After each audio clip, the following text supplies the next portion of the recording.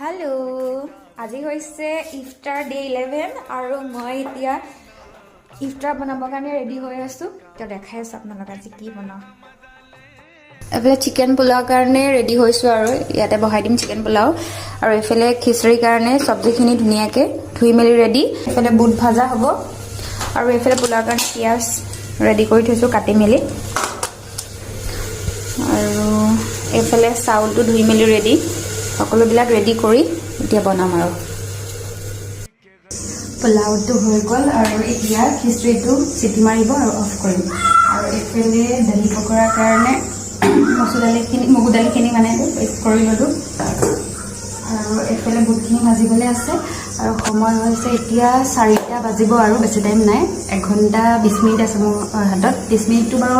থালিটো ready কৰোতে লাগিব আৰু 1 ঘণ্টা আছে 1 ঘণ্টাত মই কি কৰিব পাৰো আপোনালোকক পিছত দেখাম নহলে ভিডিওটো বহুত বেছি দীঘলীয়া হৈ যাব একেবাৰে লাষ্টত বনাই মেলি মই আপোনালোকৰ ওচৰত দেখাম এফালে পকৰা বনাই আছো আৰু এফালে দহি বৰাৰ কাৰণে ৰেডি হৈ আছে দেই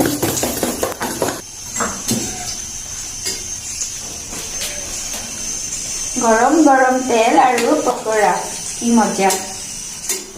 এটো হৈছে মসুৰ দালি পকৰা মসুৰ দালি আৰু বন্ধাকবি আজি ইফতাৰ স্পেশালত আছে এয়া বইল খিচৰি আৰু এফালে আছে চিকেন পোলাও আৰু এফালে আছে কাস্টাৰ্ড এফালে জেলেবি তাৰ পিছত পকৰা বুট ভাজা আৰু ফ্ৰুইটস বইল ডিম আৰু এফালে আছে দহি বৰা তো আজি ইমানেই বাই